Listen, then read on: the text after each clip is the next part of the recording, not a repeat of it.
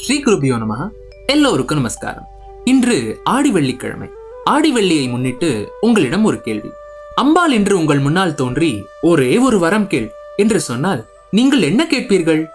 பணமா, ஆரோக்கியமா, வெற்றியா, அல்லது குடும்ப நிம்மதியா?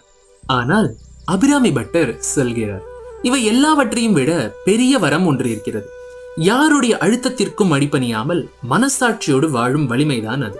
அந்த வலிமையை பற்றித்தான் அபிராமி அந்தாதியின் இந்த 24ஆம் பாடல் பேசுகிறது. இன்றைய காலத்தில் நம்மில் பலர் சந்திக்கும் ஒரு கதையின் மூலம் இந்த ஆழமான தத்துவத்தை வாங்கள் புரிந்து கொள்வோம். மீனா ஒரு ஐடி நிறுவனத்தில் ப்ராஜெக்ட் லீடாக வேலை பார்த்து கொண்டிருந்தார். நல்ல சம்பளம், நல்ல குடும்பம், 2 குழந்தைகள். வெளியில் பார்க்கும் அனைவருக்கும் அவளுடைய வாழ்க்கை சந்தோஷமாகத்தான் தோன்றியது. ஆனால் அவளுக்கும் மற்றவர்களைப் போலவே பொறுப்புகள் இருந்தன. வீட்டுக்கடன், குழந்தைகளின் பள்ளி கட்டணம், வயதான பெற்றோர்களின் மருத்துவ செலவுகள். அதனால் இந்த வருட ப்ரமோஷன் அவளுக்கும் மிகவும் முக்கியமானது.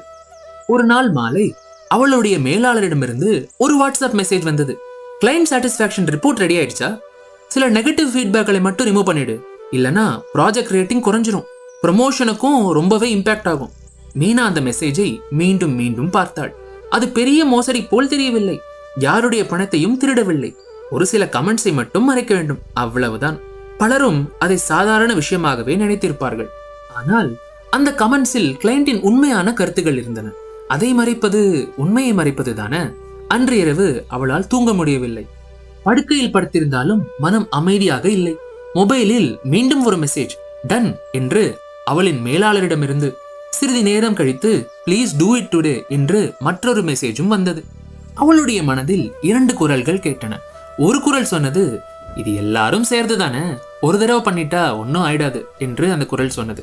மற்றொரு குரல் என்ன சொன்னது என்றால், இன்று ஒரு கமெண்ட், நாளை ஒரு ரிப்போர்ட், அடுத்த வருடம் ஒரு பெரிய பொய், தவறுகள் எப்போதும் சிறிதாகத்தான் தொடங்கும் என்று மற்றொரு குரல் சொன்னது. மறுநாள் ஆடி வெள்ளிக்கிழமை காலை வீட்டில் பூஜை முடிந்தது. அம்மன் முன் விளக்கு ஏற்றினாள். கண்களை மூடிக்கொண்டு சில நிமிடங்கள் அமைதியாக அமர்ந்திருந்தாள். அப்போது அவள் மனதில் ஒரு பிரார்த்தனை மட்டும், அம்மா, எனக்கு ப்ரமோஷன் வேண்டாம், ஆனால் என்னை நான் இழக்காதபடி காப்பாற்று என்று அம்மனிடம் மனம் உருகி வேண்டினாள். அன்று அலுவலகம் சென்றாள். ரிப்போர்ட்டை திறந்தாள். நெகட்டிவ் ஃபீட்பேக் அனைத்தும் அப்படியே இருந்தது.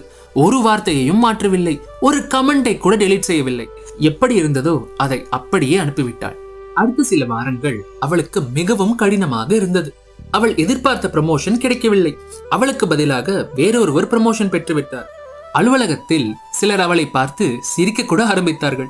இந்த காலத்துல இவ்வளவு நேர்மையா இருந்தா எப்படி முன்னேற முடியும் என்று பேசினார்கள். சில நாட்கள் அவளுக்கே சந்தேகம் வந்தது, நான் சரியான முடிவைத்தான் எடுத்தேனா என்று.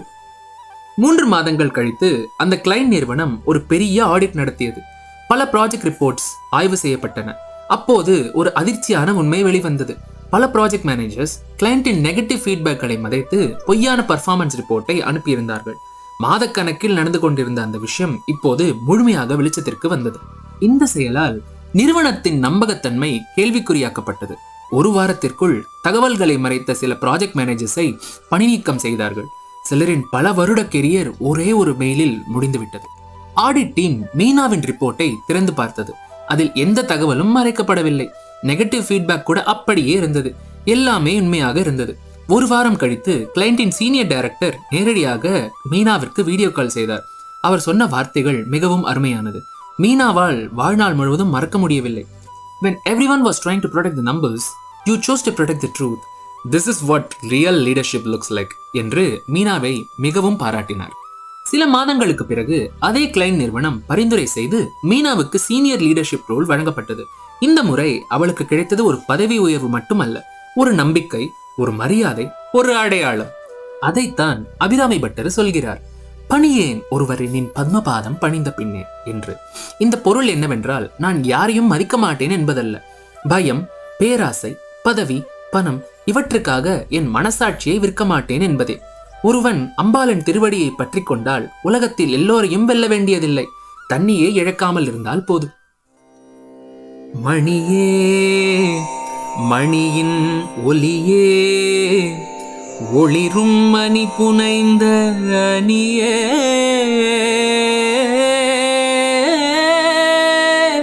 ஆ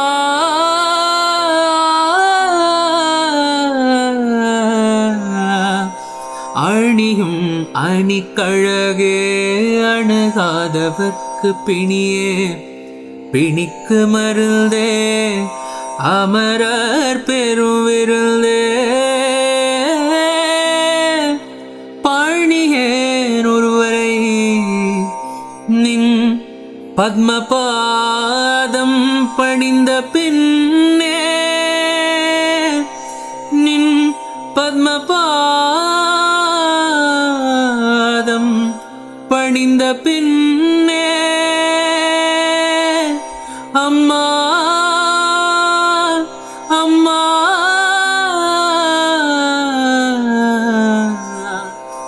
அம்மா. நன்றி. இது போல நிறைய ஆன்மீக பதிவுகளை நீங்க பார்த்து ரசிக்கணும்னு நினைச்சீங்கன்னா மறக்காம ஆலயா மியூசிக்கல்ஸ்க்கு சப்ஸ்கிரைப் பண்ணுங்க. மீண்டும் ஒரு நல்ல பதிவோட உங்களை நான் சந்திக்கிறேன். அதுவரை உங்களிடமிருந்து விடைபெறுவது உங்கள் ஆலயா மியூசிக்கல்ஸ்.